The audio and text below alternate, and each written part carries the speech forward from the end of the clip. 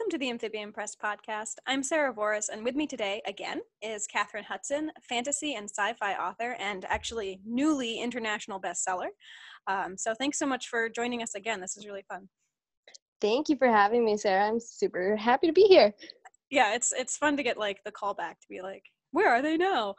Yeah, let's take another look. So last time we talked about, at the time, your first two series. And today I wanted to dive in a little bit more with SLEEPWATER BEAT.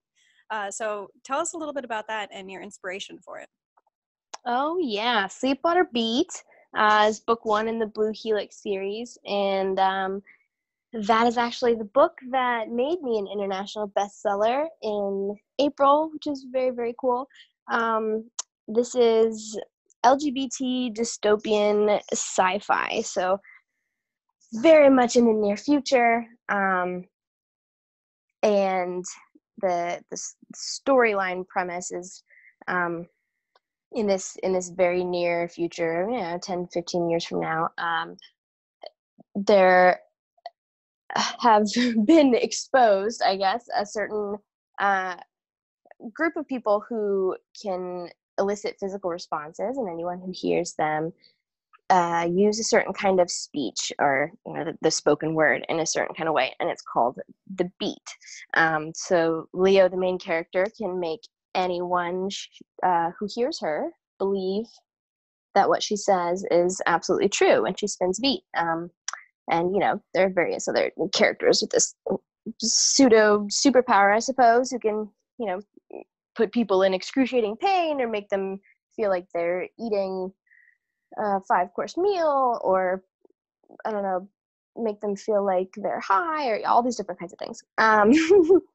And this is Leo's journey through dealing with a really difficult, harsh, unforgiving childhood, growing up through that and becoming who she is at the start of the book, which she doesn't know. And so she's finding herself in this world that has sort of rejected her. And then this new world of SLEEPWATER, which is the organization of people who have the same kind of ability that she does with spinning the beat. And she's looking for a place to belong and how to find those things. Joining a government blacklisted society based on what she can do and spin a beat, and they want her there and they appreciate her, enjoy her. She's trying to figure out her worth based on where she's been, and or who she is, or who she is connected to. That's the long version. So while I was going through Leo's sort of transformation and journey through the story, I also found myself sort of doing it all over again with her. Leo is the one character that I have written the absolute most of myself into as a character, and so many of these scenes and other characters in SLEEPWATER BEAT have been pulled directly from my own personal experiences in my life. And so this book is very close to home, and I also realized halfway through it that I was putting in my own version of social commentary, which, okay, I turned this book into a whopper. Really packed a lot into it, and I was really proud of the way that I delivered some of these, societal, economic, political issues underneath a very soft spotlight. I thought it was very subtle, and I was so proud of myself when I finished this book, and then I published it and started freaking out.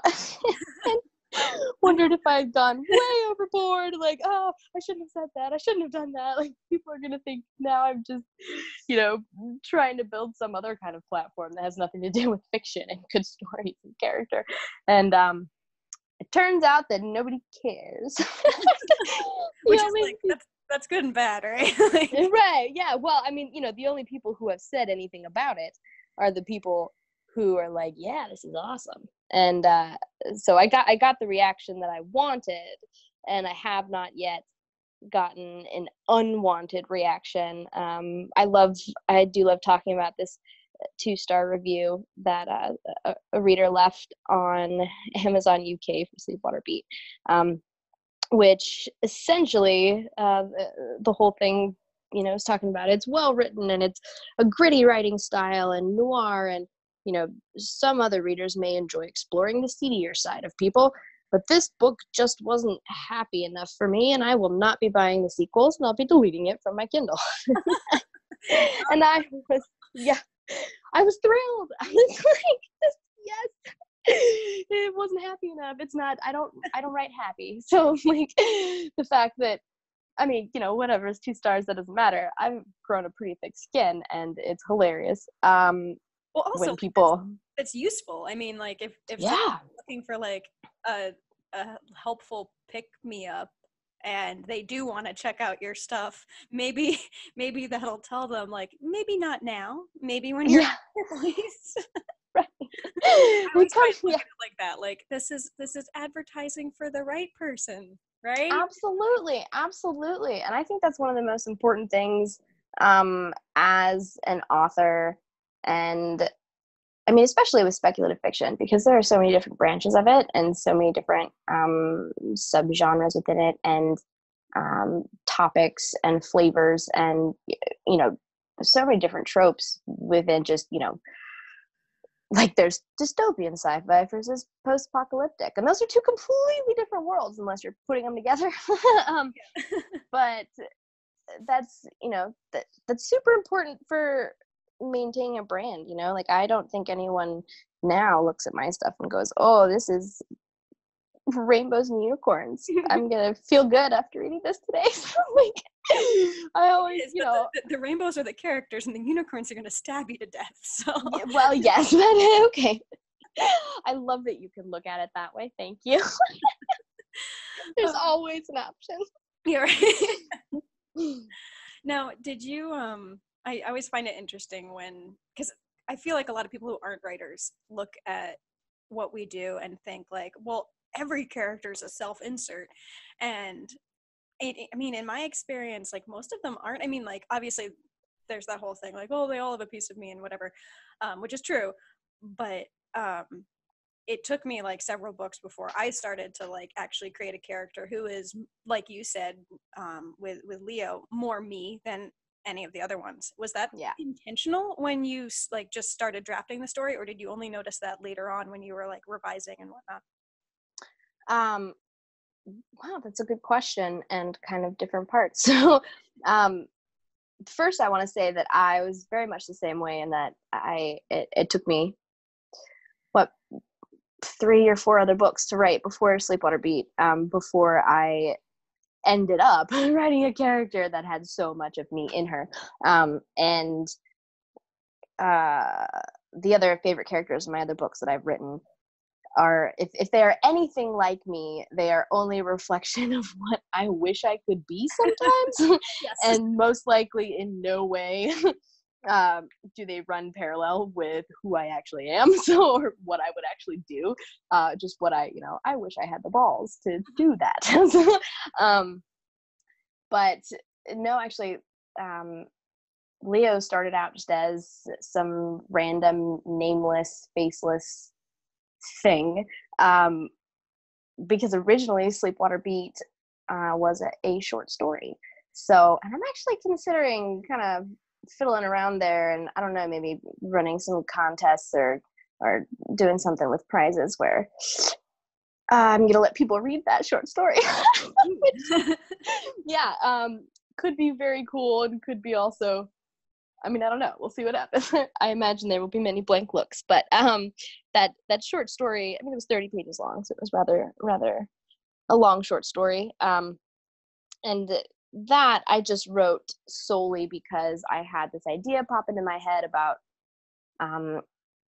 a girl punching a man in the face, and he falls over the side of a frozen waterfall. And then it became this thing that turned into this short story, that is one of the deleted scenes that did not make it into Sleepwater Beat, the novel. So it could be cool to release this short story version.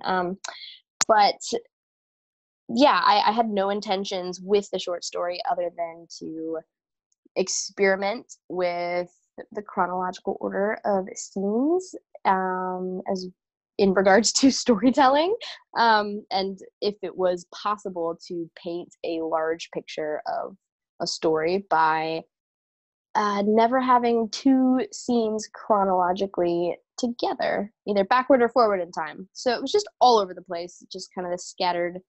I'd cut the scenes out into strips and rearranged them in a random order, and then took out the ones that were right next to each other chronologically, and then put the story back together. And I wrote a few other things after it that way.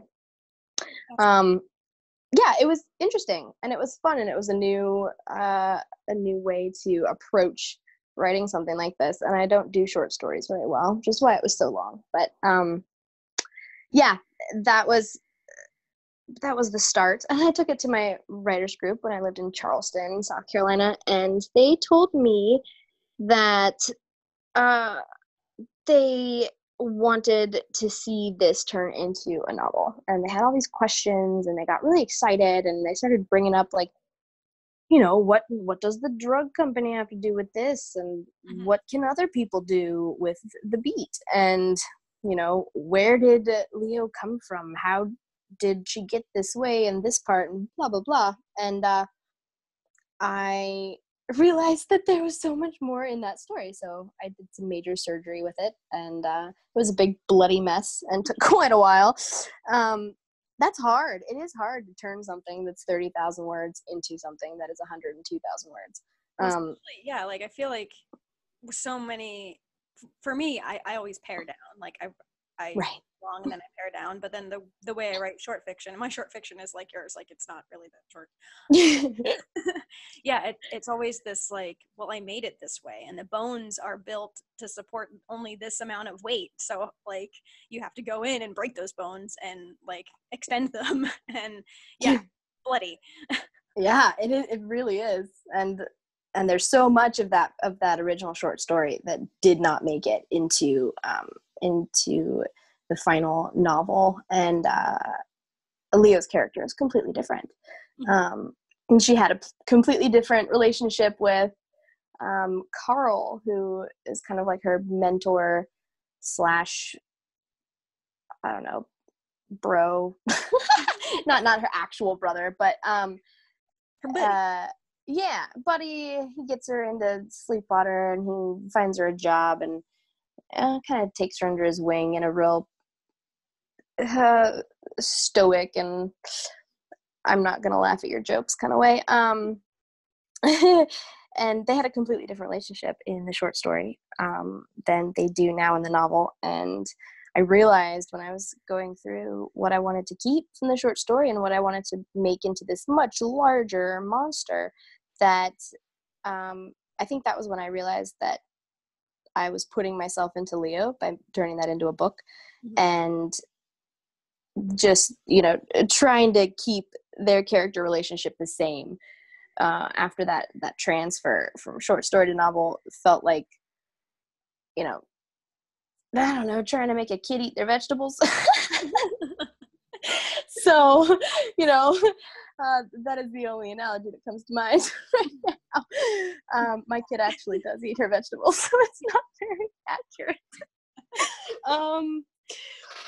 But yeah, and I believe that fully answered your question, right? Yes. I'm good. Just, like going backwards. I'm like, yeah, I think so. Yeah, roundabout. Yeah. I always think it's interesting too, just because this is something you mentioned in the roundabout, about that scene, that like instigating scene, not so much instigating with the storyline, but instigating as far as you writing it, of her punching the guy off the waterfall. And I always think it's interesting that most of the scenes that I use to start a book, like the first scenes I write, they usually never end up in it. like in the end. Like they might, maybe a line, but the actual scene itself is usually, often it's like much before in the timeline of the book. And my husband's just started dabbling in writing, which is really fun. And Yeah. I'm trying really hard not to be like that annoying like parent figure who's like doing the thing I'm doing. Like, let me show you how to do it or whatever, which is not at all what I want to do. And he's in like a totally different genre. But he came to me, he's like, I finally figured out where I'm going to start my book. And it's like, he's written like maybe a couple pages. And I'm just like, yeah, where are you going to start the book? Okay. And it was right. And I told him, I'm like, I most of the time I don't start where I actually start. So like, don't get bogged down in, well, like the first line's not perfect. It's like, you're never going to write it if you, if you worry about that. Yeah. but I'm also trying to like let him figure out his own process, because it's probably totally different from mine. So that's just been really, really fun. And yeah, I keep thinking of that. Like, it's been so long since I started a project from scratch that watching him do it is like, oh yeah, this process. Oh my gosh. Yeah. So like, it's been fun. Yeah. Oh, I bet that is fun. My husband doesn't even read fiction. He has not read my books, but he is first in line to tell other people to read them, which I appreciate very much. That matters more. Yeah, no, and it's wonderful, and he slogged through the grind of working while I figured out how to sustain a writing career financially. Almost impossible. Yeah, almost. It's not impossible. It's actually, the right mindset, it is a lot easier than most people think. Mm-hmm. It takes a while. It takes time, and it takes a lot of investment in just yourself and continuing to work the process. And I think I'm finally at a place where I'm, my writing is definitely, that is my full-time job, and that is what I make full-time money with. There's still many places to go in the future, onward and up and higher, and I have plenty of goals. You're like hitting on all of the questions I'm about to ask you. I love this. Okay, woohoo! So speaking of making a living writing, so you do ghostwriting. So obviously you're sort of cobbling together your own fiction and ghostwriting. And ghostwriting is something that I think a lot of writers, it's like this weird, like no man's land in a lot of ways. Like, we don't know if it's viable or if it's the smart thing to do or if it's cheating or all of these weird like baggage things. I don't know. I just read an article this morning about a woman who was ghostwriting this influencer's Instagram posts and also the memoir that resulted from said Instagram. It was just it was a really fascinating look at like how complicated it can get, because it's your work but also it's not. And can you just give us a little glimpse at the life of a ghostwriter? Yeah, sure. Let's see. So I wonder, no, there most definitely is a difference between ghostwriting fiction, right? And specifically speculative fiction, which is most of what I do, and ghostwriting nonfiction, which I have also done as well. And I would say where the tricky part comes in definitely is in working with someone who wants you to write their story, right? Or a memoir or a fictionalized autobiography, or sort of a self-help thing. They're all different kinds.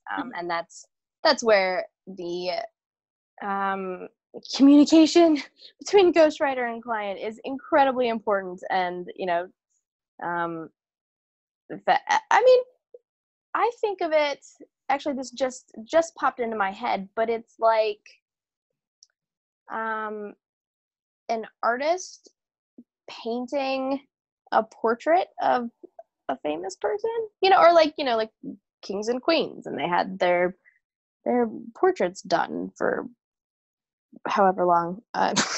Yeah.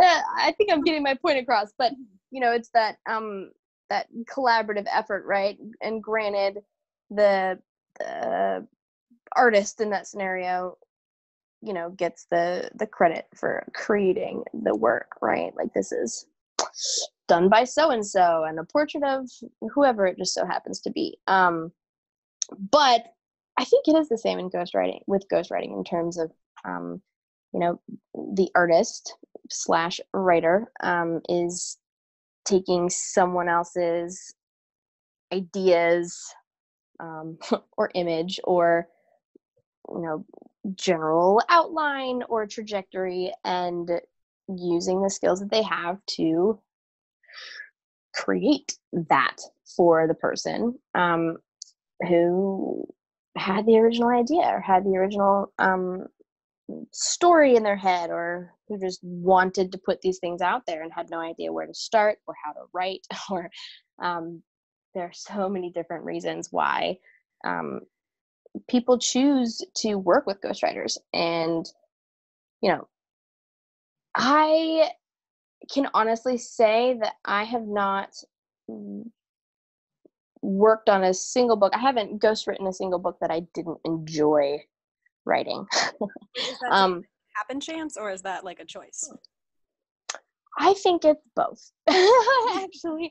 And I think I'm really lucky in the fact that I am just so in love with the actual act of writing itself, like getting in the zone, and I'm creating story and coming up with, you know, really great dialogue and weaving these things together.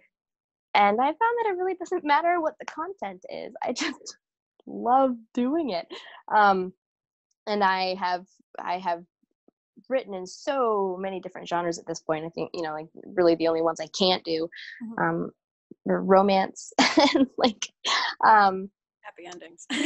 yeah, just not my thing. I can write happy endings because I have to. People are paying me to write happy endings, so that's fine. But the romance part is just, I can't do plot driving romance because I always take it down way too dark places, and that's not Yeah, I mean, that's what that is. There's a subgenre there, but yeah, not Yes, necessarily. right.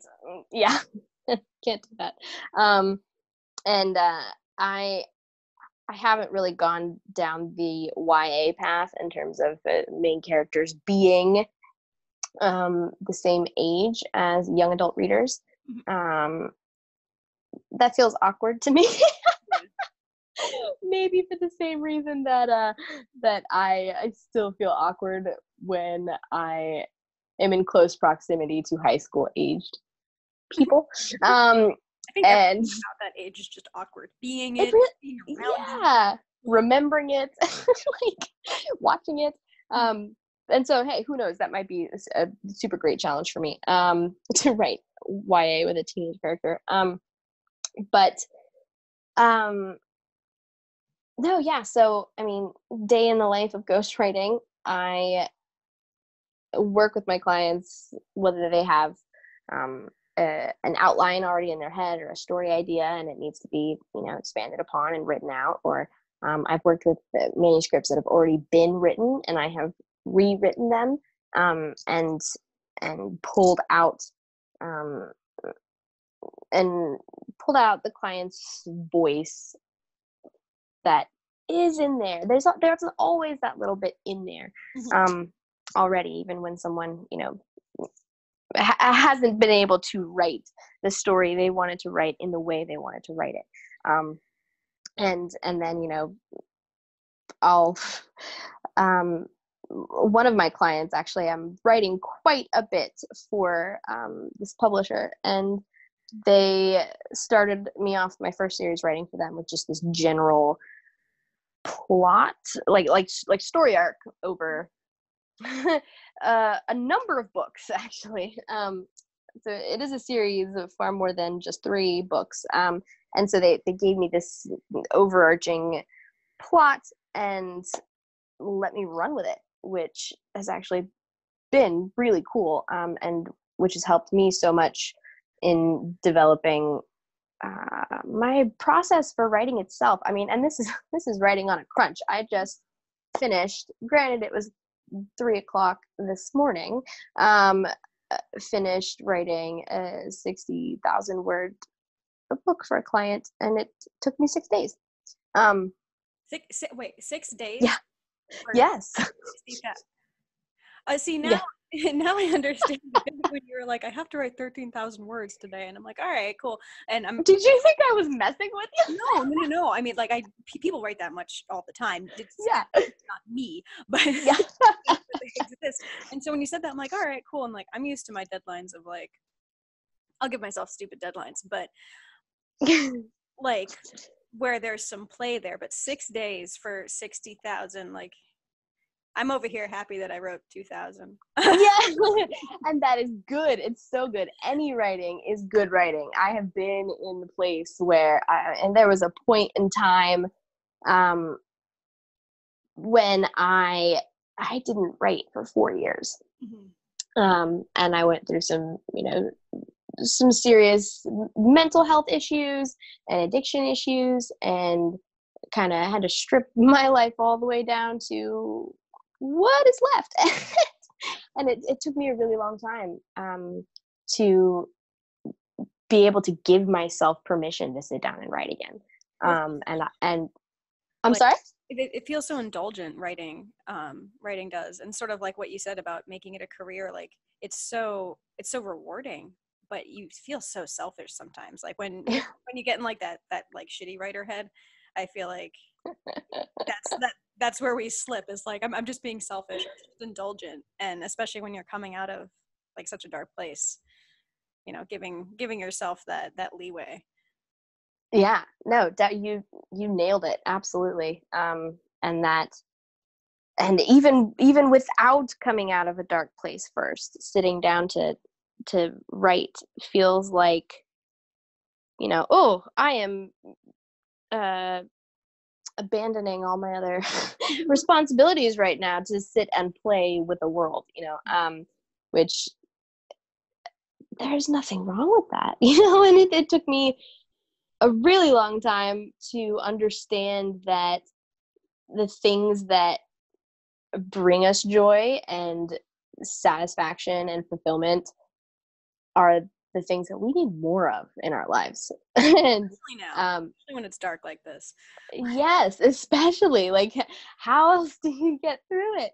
And it does make, putting one foot in front of the other so much easier when you have something that really, really, really hits the core of who you are and where you get your happiness from, and how you define yourself. And so, I had defined myself for so long as, well, at the time, an aspiring writer. And yeah, when I took away that permission from myself to continue defining myself in that way, I really didn't have much. And it took me a long time to come full circle all the way back around to where I felt like it was justified, like I deserved it to start writing again. And now it's incredible what kind of things can happen when we just give ourselves permission to do what makes us happy and to do what we want and not care what anyone else thinks about it. I get to write full-time fiction and absolutely enjoy it. And yes, sometimes I do I do drive myself crazy. That's not actually my schedule with these ghostwriting books, to write 60,000 words in 6 days. That I did that to myself. Um, but then I finished it. But I get to, eat, sleep, and breathe writing fiction and get paid for it. And like I said, I still have goals. The next goal is to bring in the same income from my own fiction as I do from ghostwriting, which is, it's in the near future. What percentage are you at, if you don't mind me asking, as far as income ghostwriting versus your own fiction? Because I think that's something else that a lot of people think about, is like, oh, the only way I can make money off of this is by doing it for someone else, or by doing it on that level as opposed to my own thing. As opposed to my own thing, is that what you said? Yeah. The amount of money that I bring in from my own fiction is an incredibly small sliver of what I make ghostwriting. Mm-hmm. And at the same time, it is also not, like, I'm selling books. Right. Yeah. Well, and that's the thing. You don't make international bestseller by not doing anything. Right. But it's always interesting too, because like it's such a feast and famine career in a lot of ways, and it's so dependent on a billion things. Yeah. So making that jump and not having, like, almost every author has a day job of some sort. You're just lucky enough that yours is also writing. Yeah. Yes. Yeah. It's like such a process trying to figure out, like, okay, which gambles am I gonna Oh, I know. Yeah. But what are some other goals for you too? Because we share now. Thank you, Kat. We share a publicist, and I've just been watching you hit all of these awesome points. Obviously, a lot of it is your own work too. He's just giving you a boost. But what's your big dream for the next year or two for your career? For the next year or two, the near future, definitely writing more books, knowing what I know now about writing after everything I've learned with ghostwriting, if that makes sense. Because that has been, that's been a serious eye-opener in terms of process and the different kinds of things that readers of different genres are looking for. It has helped define, in my mind, where I need to focus my writing to attract the kind of readers that I want reading my stuff. I already feel like I have a pretty good handle on that, but you can always make it more targeted. And I don't mean that in the way that get this over amplified blasting of target to your readers and your target audience and what's your target right to market. Yeah, right. And I'm not talking about that. I mean, the soul people who really get the stuff that we are putting down into our books, and that applies to them directly in a way that they suck it in and it becomes a personal part of them. Have you read the Dark Tower series by Stephen King? Have I asked you this before? I not on air. I started the first one. It wasn't the right time for me to read it. I think I was like, was I just starting college? I don't know. It was like some weird transitional time. Right. And I haven't picked it back up, but after watching some of your reviews, oh yeah, I have to do this. But it's one of those, like, the to be read list is so long. Oh, I know. Yeah, but it's on my list. But no, I have not read them. Fair enough. Fair enough. I was hoping that you had. I ask everyone if they've read this, so I'm sorry that I didn't remember you telling me you hadn't. I literally asked everyone. I think it was like years ago when you first asked me. So okay, okay. Yes, I've been reading that series for years. But there is, I was going to say we as authors want to be attracting our quartet of readers and people who love what we love, and that is a phrase that Stephen King coined in The Dark Tower, is quartet, and that is, just like karma soul buddies. Yeah, in some really deep and intense ways, because it's Stephen King. And that's, yeah, so that is one of my goals for the next year or two. I would like to, by the end of 2021, have 4 more books out. I was really kind of a firecracker last year when I put out 4 books, and that was me testing my own abilities and willingness to stick to a commitment that I had made to myself with writing, and I did that, and now I'm ready to slow it down a little bit, and there's definitely a lot more intention in what I am writing for myself and for my readers, and the kinds of stories that I am creating, because I've also found the things I've been able to pinpoint the messages and emotions and experiences and characters that I want to be able to provide, that I also feel are not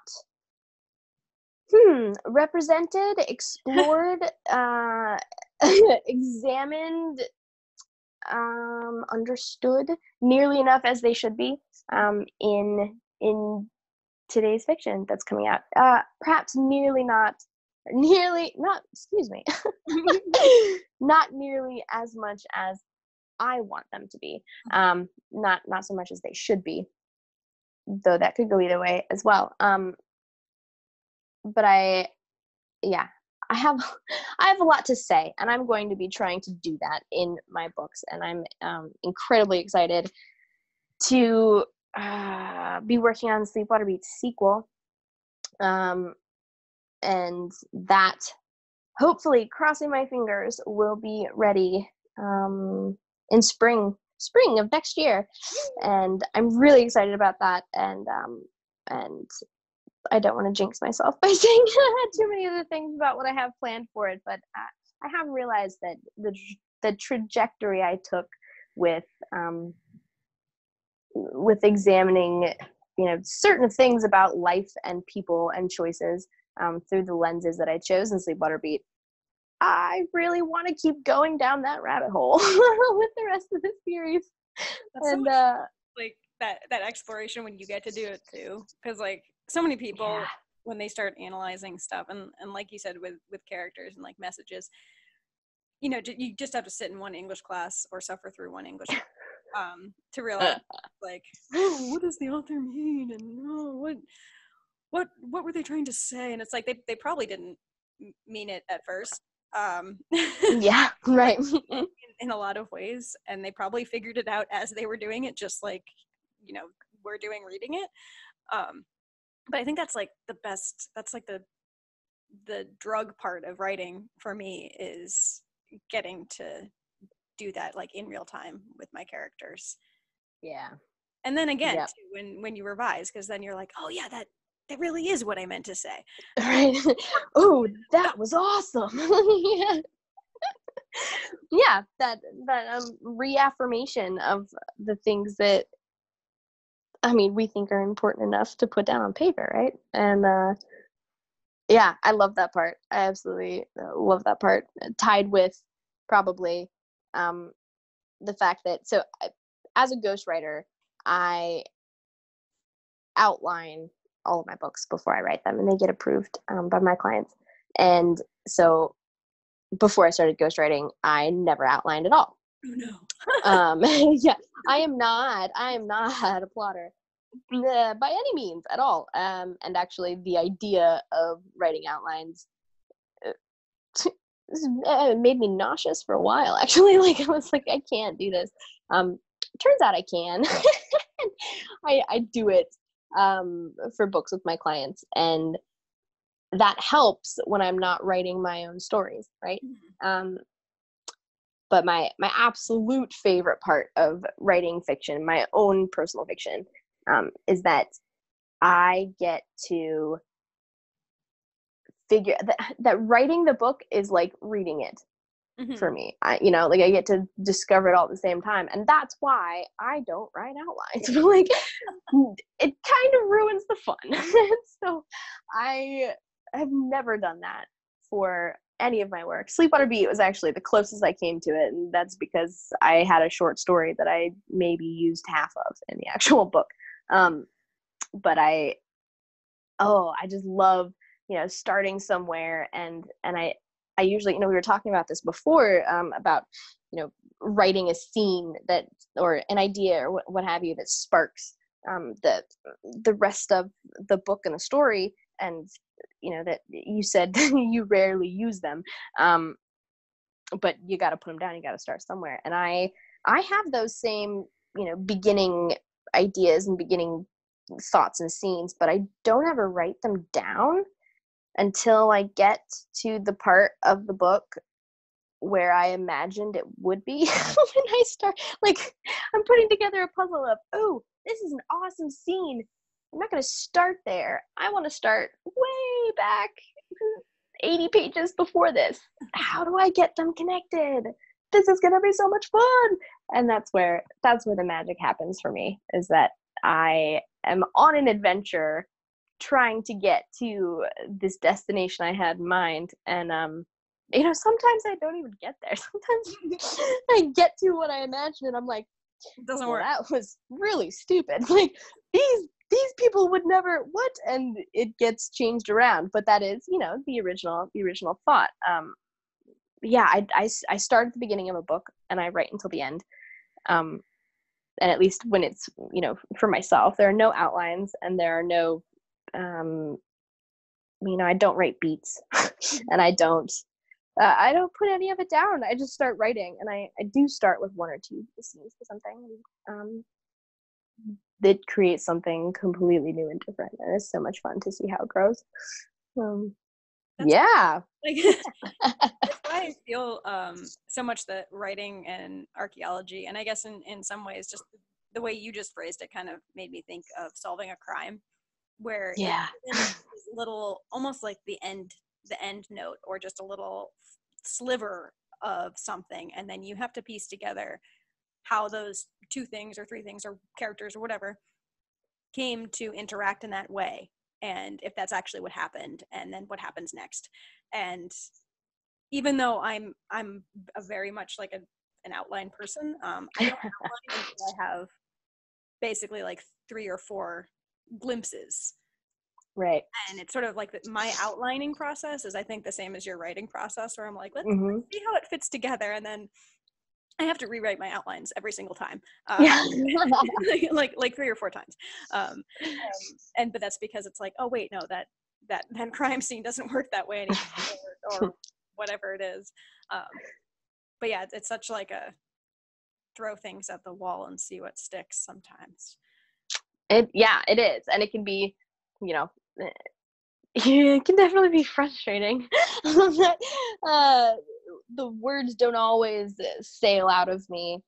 Actually, I've found that recently, and maybe that's, just because of life right now, but I found that ghostwriting books for clients has been a hell of a lot easier than writing my own work. I write so much faster for other people than I do for myself, and I'm talking about like words per hour. I wonder if it's is it, I mean, this is gonna sound shitty.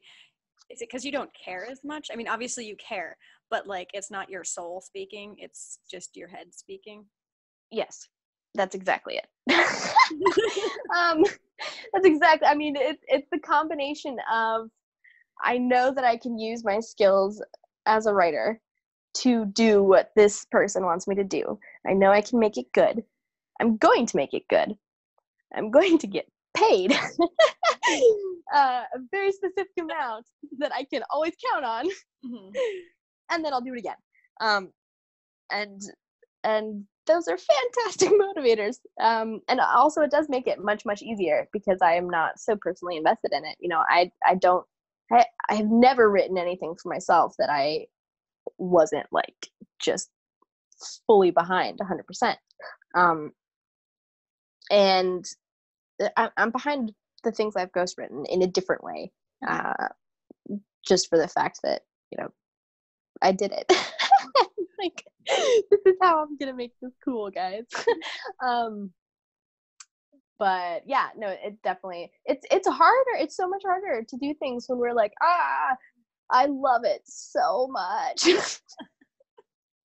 And then, you know, of course, eventually getting to points where something's really intense and super exciting, and, you know, then I look up and I've been writing for 3 days straight and haven't said hello to a living person. I haven't actually done that, by the way.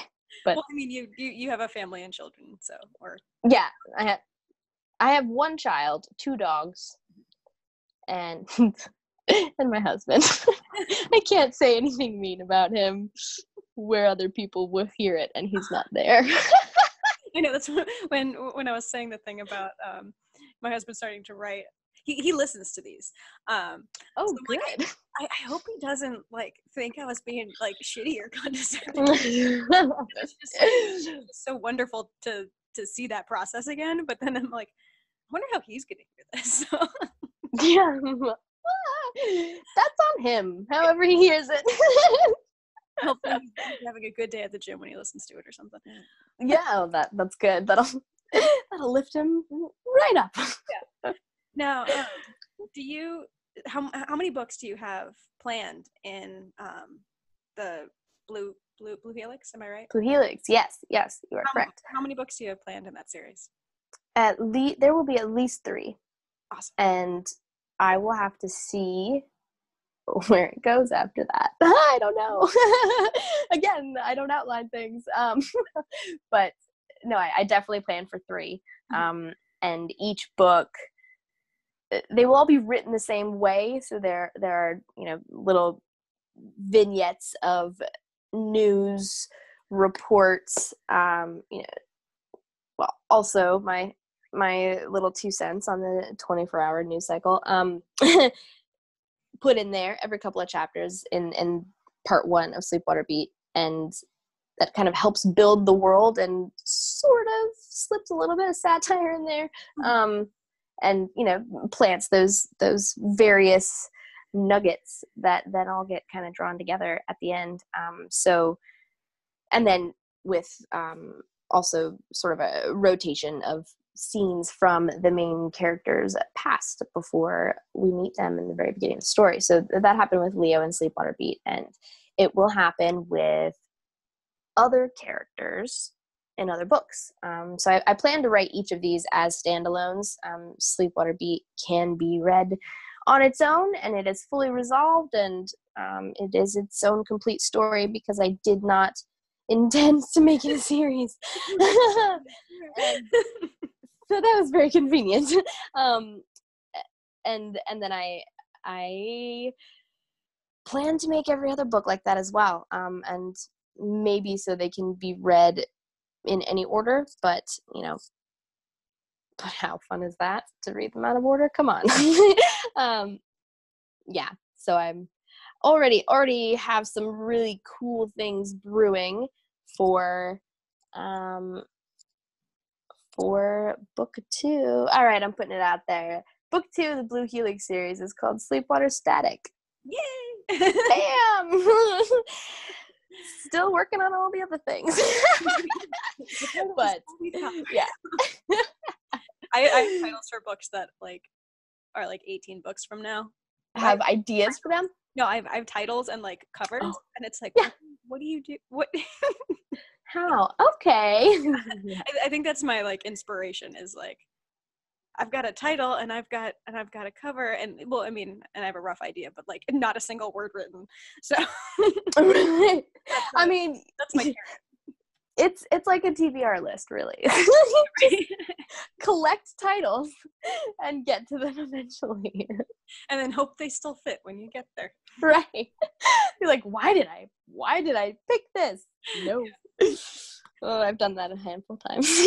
With what is next for you? Obviously, we've touched on what you're working on, but what are your upcoming releases, and where can people find them and you? Yes. Well, we will start with most closely upcoming releases. Hey, Sleepwater Beat is coming out in the Dark Horizons box set the 17th of September. So super awesome. Dystopian and near future sci-fi and cyberpunk and all kinds of really great books are coming out in Dark Horizons. I could go on and on and on. Kind of stuff in there is the kind of stuff I was talking about that I want to see more of in speculative fiction today. So very cool, super exciting. And it's small. What? I said I'm so excited too. Like when I started the Dark Horizons project, it was like, let's see what we can get, like near future, that'll be fun. And then like the world continued to, literally burn around us. Yeah. And I started seeing the pieces that were coming in for submission. It was like, okay, like the point was fun, but now there's like an actual point. And I just like that's just been so organic, which was makes it even better, I think, because it shows that there are a lot of people writing this stuff and wanting to read this stuff. And I'm just and just wanting to see that other people feel the same way about wanting to see this stuff. Like that's that binding together community part. Woohoo, sci-fi. and like what, I think at least 3 of the books are have queer protagonists, which is really awesome too. So. Yes. Yeah, and I mean, and there are a lot of, really same dark issues, right? Mm-hmm. With self-discovery and inclusion and, fighting against. Of just fighting inclusion, but fighting right. Yeah. We don't want to do that. We get that. Not necessarily fighting against the man, but perhaps a fictionalized larger universe of something like that. Who knows? But no, really super excited for Dark Horizons. It's going to be so much fun. And yes, and then on October 8th, I have a prequel to my LGBT dark fantasy series. The series is called Vessel Broken, and I will have the first book of that, hopefully, also releasing next year. So Vessel Broken book 1 is Imlock Fractured, and Blue Helix book 2 will be out next year, hopefully, those 2. I'm working on it. And but the prequel to Vessel Broken series is coming out in the Play with Fire box set, October 8th. And it's a forbidden love themed box set. And so, of course, I dove into this and went, the only kind of romance the only kind of romance I can do is the kind that is not romantic at all. but it is in like a really twisted way. That's the only way I enjoy it. So, or the only way I enjoy writing it. So that I think my book in the Playing with Fire box set is perhaps the only one that does not deal directly with forbidden love in a romantic sense, but perhaps forbidden desire, and playing off of sort of power and status dualities with the whole thing. It's so much fun. Okay, so that's coming out October 8th, and yeah, that's going to be super exciting to see to see where that box set goes. There's a lot of really great stories in there too. And then yeah, like that. After that, like I said, Blue Helix book 2, which is Sleepwater Static, hopefully be out spring of next year. And so I can be found. There is my website that is KathrinHutsonFiction.com. You'll have a write-up of this, right? And my name spelling. All the links will be, all the links will be in the show notes. I used to say on the show how to spell my name and like don't get it wrong because everybody does, and now I don't care. But no, you'll put it up for me. So yeah, my website KathrinHutsonFiction.com, and I'm on Facebook, Kathrin Hutson Fiction, Instagram, Kathrin Hutson Fiction. My Twitter handle is exquisitely dark, and I hang out in all of those occasionally when I'm not in my cave writing till 3 o'clock in the morning, you know, or like for a week, whatever. And my books are available where all good books are sold. Amazon and Barnes Noble, Kobo, Apple, and like so many other ones that are hard to list off. But if you look me up anywhere that you read books, chances are you will find my stuff there. Yay! And yeah, we'll put all the links below so people can either pre-order or order or whatever. Yes. And you sell paperbacks as well, yes? I do. I also sell paperbacks. I mean, my books are available in paperback pretty much on any other site that you would get ebooks and paperbacks, but also you can get them from me directly, and I like to do fun stuff with my books when people buy them paperbacks from me directly, so you know, fun little surprise in there. It's only like, you know, bookmarks, and maybe I'll sign it and I don't know, do something silly. It's not like a real blood splatter. Yeah, I'm gonna put some. Should I say these things? Should I put this out there? I will only send safe surprises with the paperbacks. Declare anything at customs. Right. Yeah, and those can be bought directly from my website as well. Yeah. Well, thanks so much for chatting with me. This has been really like a fun follow-up. Yeah. It's like so much of this is behind the scenes, and now it's like, ta-da! Yeah, I love it.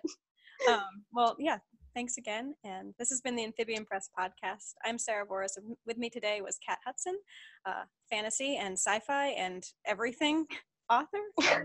Thanks so much for listening.